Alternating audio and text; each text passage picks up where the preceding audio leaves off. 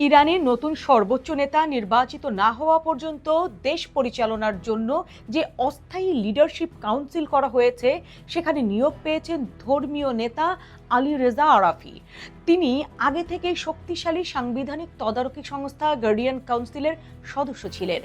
আইন অনুযায়ী নতুন সর্বোচ্চ নেতা নির্বাচিত না হওয়া পর্যন্ত এই অস্থায়ী কাউন্সিলই সদ্য প্রয়াত সুপ্রিম লিডার খামেনির দায়িত্ব পালন করবে।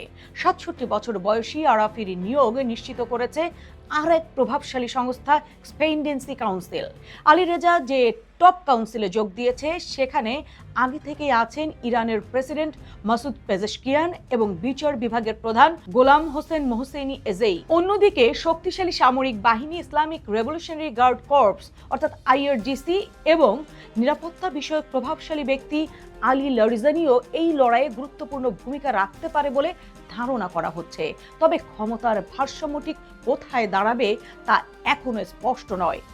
এদিকে গত এক বছরে দুবার আইআরজিসির কমান্ডার মারা পড়লেন, আর এই মুহূর্তে তাদের নতুন চিফের নামও ঘোষণা করা হয়নি। আইআরজিসির ঘনিষ্ঠ সূত্রগুলো বলছে সংস্থাটির উপপ্রধান আহমেদ ভাহিদি এই পদের জন্য সম্ভাব্য প্রার্থী।